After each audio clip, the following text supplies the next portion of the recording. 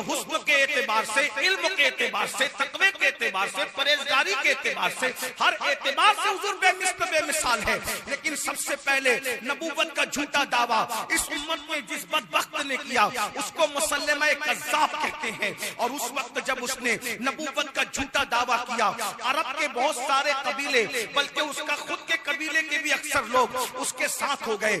سیدنا صدیق اکبر افضل البشر بعد الانبیاء بالتحقیق، سیدنا صدیق اکبر کا یہ احسان ہے. اللہ اکبر. جب رسول اللہ نے دنیا سے آنکھیں بند کی ہے اور ظاہری طور پر حضور دنیا سے تشریف لے گئے ہیں، تو اس وقت امت میں اتنے فتنے پیدا ہوئے.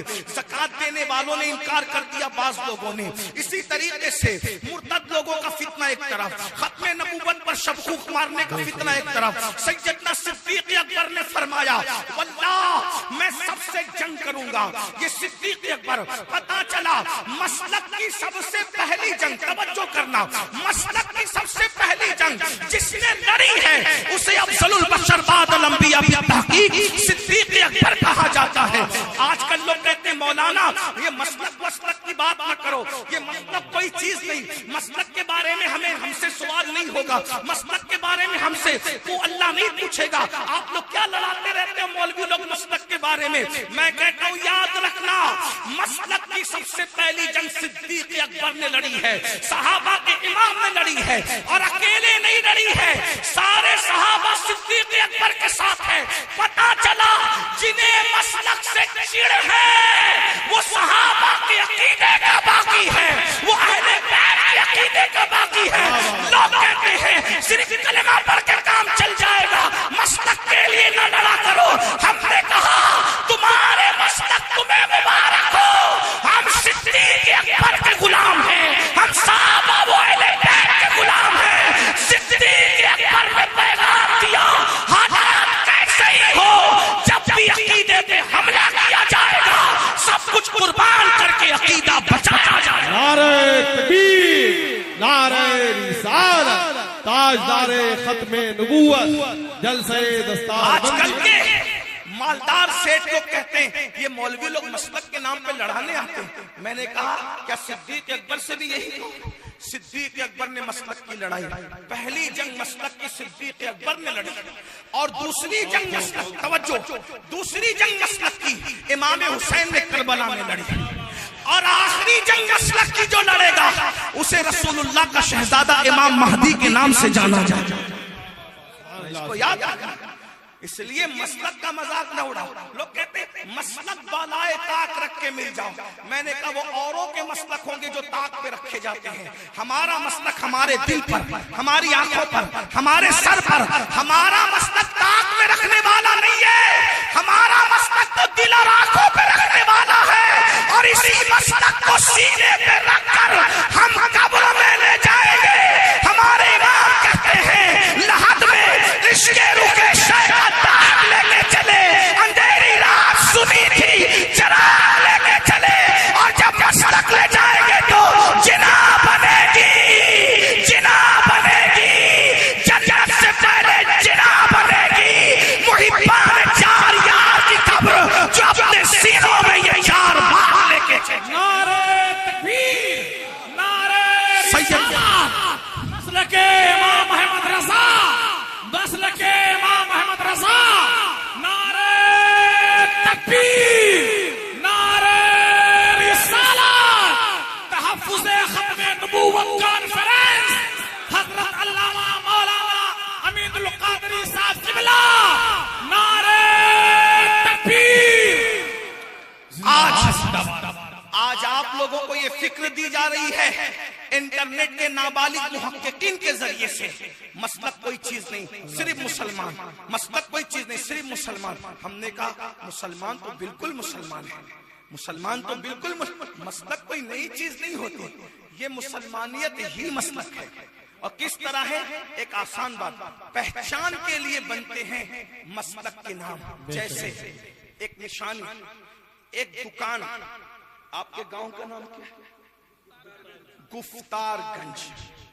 نام بھی اچھا ہے، گفتاری گفتار. ہاں، گفتار کے ساتھ ساتھ ندائے حبیب بھی ہے. ندا کا تعلق بھی گفتار ہی سے ہے، یعنی کہ اسی کے اندر ہے۔ ہاں ندائے حبیب، ندا کا تعلق بھی گفتار سے ہے۔ اقبال بڑا اپدیشک ہے، من باتوں میں موہ لیتا ہے، گفتار کا غازی بنت گیا، کردار کا غازی بن نہ سکا۔ لیکن آپ گفتار والے بھی اور کردار والے بھی، تبھی تو اتنی ٹھنڈی میں ایسے جم کے بیٹھے ہو۔ اور میرے بھائی تو کھڑے ہو کے بھی سن رہے ہیں، اتنی دیر تک کھڑے ہونے سے پیر درد کرتے ہیں، لیکن تمہیں سلام و نبی کی محبت میں کھڑے ہو کے سن رہے ہیں۔ اللہ تبارک و تعالیٰ جو بیٹھے ان کو بھی، جو کھڑے ان کو بھی قیامت کے دن اللہ رب العزت کھڑے ہونے سے محفوظ کر لے۔ جس دن 50,000 سال تک لوگوں کو کھڑے ہونا ہوگا، نبی کی محفل میں بیٹھنے والوں کو اللہ کھڑے ہونے سے محفوظ کر لے۔ میں آج کیا کر رہا تھا، گفتار گنج میں ایک دکان تھی جہاں پر دیسی گھی ملتا تھا، اوریجنل پیور دیسی گھی ملتا تھا، وہ گفتار گنج میں۔ اللہ اکبر۔ اب ہوا کیا، ہوا یہ کہ اس کے بازو میں قریب میں ایک اور گھی کی دکان کھل گئی۔ جب گھی کی دکان کھلی تو اس میں جو ہے وہ ویسی خالصیت نہ رہی، تو کیا ہوا، اس نے ویسے ہی گھی کی دکان کھولی تو دوسری دکان کھولنے والا بھی کہے گا دیسی گھی کی دکان، دیسی گھی کی دکان۔ تو جو پرانی دکان والا ہے وہ کیا کرے گا، بھائی جب اسی نام سے اس نے دکان کھول دیا تو اس کو کیا کرنا پڑے گا، وہ اپنی دکان کے لیے کوئی پہچان مقرر کرے گا۔ مثال کے طور پہ ایک جھنڈا لگا دیا، ایک جھنڈا لگا دیا، مطلب یہ اب بچوں کو اگر ننھے ناسمجھ بچوں کو بھیجنا، اماں کو تو پتا ہے کہ دیسی گھی کہاں ملتا ہے، ابا کو بھی پتا ہے دیسی گھی کہاں ملتا ہے، لیکن بچوں کو بھی کام کے لیے بھیجنا پڑتا ہے، اجنبی لوگوں سے بھی کہنا پڑتا ہے وہاں گھی اچھا ملتا جاؤ۔ اب ایک کی بجائے دو دکان ہو گئی، تو نئی دکان والے نے اسی نام سے دکان کھولا، تو پرانے دکان والے نے جھنڈا لگا دیا۔ ایک سال پہلے اماں کہتی تھی جا بیٹا دیسی گھی کی دکان جو اپنے محلے میں گفتار گنج میں وہاں سے گھی خرید کے لا، لیکن ایک سال کے بعد کہنے لگی بیٹا جو دیسی گھی کی دکان پہ ہرا جھنڈا ہے، دیکھو پہچان ایک بڑی کہ نہیں بڑی، ہرا جھنڈا ہے نا، وہاں سے خرید کر کے لانا۔ کیوں؟ جب ہرے جھنڈے کی علامت کب تک بیان نہیں کرنی پڑی، کب تک بیان نہیں کرنی پڑی، جب تک دوسری دکان نہیں کھلی تھی۔ جب دوسری دکان کھل گئی اور اس میں ملاوٹ ہے تو پھر نشانی کس نے لگائی، دوسرے نے نہیں لگائی، بلکہ پہلی دکان کو ہی نشانی لگانی پڑی۔ اور کیا نشانی لگی، اللہ اکبر، ہرا جھنڈا۔ تو بچے نے نادانی سے کہا امی کیا دیسی گھی کی دکان کہنا کافی نہیں ہے؟ تو اس کے سر پہ ماں نے شفقت کا ہاتھ رکھ کے کہا للہ تجھے سمجھتا نہیں ہے، ننھے بچے تجھے سمجھتا نہیں ہے، پیارے چھوٹو تجھے سمجھتا نہیں ہے، مننے تجھے سمجھتا نہیں ہے۔ جب تک دکان ایک تھی تو صرف دیسی گھی کی دکان کہنا کافی تھی، اب جب دکان دو ہو گئی اور دوسری بھی اگر دیسی گھی کی ہوتی تو کوئی فرق نہیں پڑتا، یہ ملاوٹ والی بات آ گئی تو پھر اس نے اپنی پہچان کے لیے ہرا جھنڈا لگایا۔ اب ہمیں ملاوٹ کے گھی سے بچنا ہے تو ہرے جھنڈے کا تذکرہ کرنا ضروری ہوگا، تبھی گھر میں دیسی گھی آ سکے گا۔ اس کے بعد چند دنوں کے بعد بازو میں پھر تیسری دکان کھلی اور تیسری دکان والے نے یہ ہوشیاری کی گھی کی دکان بھی ہرا جھنڈا بھی ساتھ میں۔ اب پہلی دکان والے کو پھر تکلیف آئی، یہ مکار شیطان بازو میں آیا، اب میں کیا کروں، اس لیے کہ جمہوری ملک ہے کچھ کر نہیں سکتا، نہ جھنڈا ہٹا سکتا نہ دکان ہٹا سکتا۔ تو اس نے کیا کیا، ہر ایک کے ساتھ ایک جھنڈا اور لگا دیا سفید۔ اب امی دوسرے سال کہنے لگی میرے بیٹے وہ جو گھی کی دکان پہ جانا نا دیسی گھی کی، جہاں ہرا سفید دو جھنڈے لگے ہیں وہاں سے گھی لانا۔ بات سمجھ میں سمجھانے میں کامیاب ہوا تو میرا آنا کامیاب ہوا، بات سمجھ میں آئی۔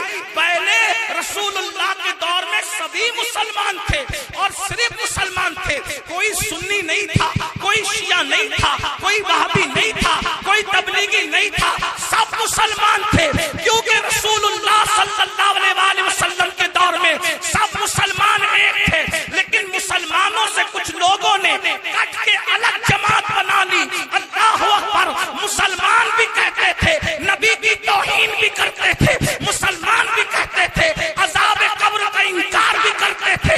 تو اس وقت مسلمانوں نے کہا اب یہ نئی دکان جو کھلی ہے ملاوٹ کی، اس سے آنے والی قوم کو بچانے کے لیے ہمیں بھی کوئی نشانی مقرر کرے گی۔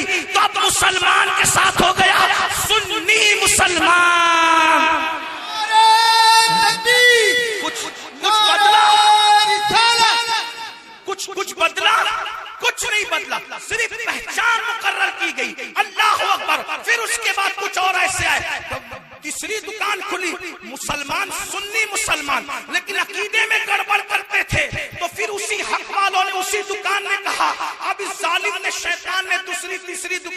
کے مسلمان بھی کہا سنی بھی کہا، تو ہم کیا کہیں گے اپنے آپ کو؟ ہم ماتریدی اور اپنے آپ کو اشعری کہیں گے تاکہ اس سے پہچان ہو جائے۔ پھر اللہ اکبر اللہ اکبر، پھر اس کے بعد کسی نے دکان کھولی تو کہا مسلمان بھی کہیں گے، سنی بھی کہیں گے، ماتریدی بھی کہیں گے اور اشعری بھی کہیں گے، ساتھ میں حنفی بھی کہیں گے، شافعی بھی کہیں گے، حنبلی بھی کہیں گے، مالکی بھی کہیں گے۔ دیکھیے دکانیں بڑھتی گئی، نشانیاں بڑھتی گئی، اور جب 14ویں صدی میں مسلمان بھی کہلائے، مسلمان بھی کہلائے، سنی بھی کہلائے، حنفی بھی کہلائے، اور نبی کے لیے کہا دیوار کے پیچھے کی خبر نہیں، مسلمان بھی ہے کہہ رہے، سنی بھی ہے، حنفی بھی کہلا رہے ہیں اور کہنے دیوار کے پیچھے کی خبر نہیں، اور پھر کہنے نبی کے بعد کوئی نبی آ سکتا ہے، یعنی نام تو وہی ہے لیکن بکواس الگ الگ ہے۔ تو ایک مرد قلندر اٹھا اور پوری علماء کی جماعت لے کر کے جو کہہ رہے تھے کہ دیوار کے پیچھے کی خبر نہیں، ان کو جواب دیا، ارے وہ تیرا ڈالڈا ڈلڈا ہوگا جس کو دیوار کے پیچھے کی نہیں، جو ہمارا نبی ہے جس کو ہم محمد الرسول اللہ کہتے ہیں، یہ دیوار کی اوقات کیا ہے اور کوئی غیب کا تم سے نیا ہو بلا، جب نہ خدا ہی چھپا تم بے قرار ہو درود۔ نعرہ تکبیر، نعرہ رسالت، عشق محبت، عشق محبت، عشق محبت، عشق محبت، پیار محبت، پیار محبت، پیار محبت، پیار محبت، مسلک اعلی حضرات، مسلک اعلی حضرات، مدرسہ دارالعلوم ہے سنت ندائے حبیب، جشن دستار بندی، جشن دستار بندی، تحفظ ختم نبوت کانفرنس، تحفظ ختم نبوت کانفرنس، نعرہ تکبیر، نعرہ رسالت، زندہ باد زندہ اب باد۔ بتائیے نشانی بڑھنے سے کوئی چیز بدلتی ہے؟ نہیں بدلتی۔ نشانی بدلنے سے یا بدلنا نہیں بلکہ نشانی بڑھنے سے فائدہ کس کا ہوتا ہے؟ پبلک کا ہوتا ہے، اور آگے پتہ نہیں کس کس نام سے نشانی بدلے گی، بلکہ ہندوستان میں جن لوگوں کو چڑ ہے کہ اس نام سے کیوں پکارا جاتا ہے، اس نام سے کیوں پکارا جاتا ہے، تو کبھی اسلام اور سنیت کو علماء دہلوی کے نام سے جانا گیا، کبھی علماء خیر آبادی کے نام سے جانا گیا، کبھی علماء بدایوں کے نام سے جانا گیا، تو ہر دور میں نشانی بڑھتی چلی گئی۔ تو نشانی بڑھنے سے کوئی نقصان نہیں ہوتا۔ تو میں عرض کیا کر رہا تھا بھائیوں، آپ کی توجہ ہے، مسلک کی سب سے پہلی جنگ کس نے لڑی؟ افضل البشر بعد الانبیاء سیدنا صدیق اکبر نے۔ اب توجہ کرنا، سیدنا صدیق اکبر کو کسی نے مشورہ دیا، اے مسلمانوں کے خلیفہ، اتنے سارے محاذ کھلے ہوئے ہیں، اللہ اکبر، ایک طرف مانعین زکات کا فتنہ ہے، یعنی کچھ لوگ ہیں جو زکات دینے کے منکر ہو گئے، کچھ لوگ ہیں جو معاذ اللہ ارتداد کی طرف جا رہے ہیں، اور کچھ لوگ ہیں ایسے معاذ اللہ ثم معاذ اللہ کہ لوگوں نے ختم نبوت کا انکار کر دیا ہے۔ اس کے بعد روم کی فوج مسلمانوں کو مارنے کے لیے، توجہ کرنا، بہت اہم نقطے میں بات کر رہا ہوں، توجہ کرنا، رومی فوج، توجہ کرنا، خاص توجہ، میں کوئی آنکھ بند کر کے اندھ بھکت کی طرح گفتگو کرنے کا عادی نہیں ہوں، ہم حقائق کی راہوں کے مسافر ہیں، ہم سچائی کی راہوں کے مسافر ہیں۔ اور ایک بات یاد رکھنا، سنی دعوت اسلامی کا یہ ترہ امتیاز ہے، ہم کئی مسلک کو چھپا کے بات کرنے کو جائز نہیں سمجھتے، ایسے کام کو آگ لگے، ایسے کام پہ لعنت ہو جو مسلک کو ختم کر کے کیا جائے، واللہ ہم تو زندگی میں نہیں مرنے کے بعد بھی مسلک کا نعرہ بلند کرنے کے امیدوار ہیں۔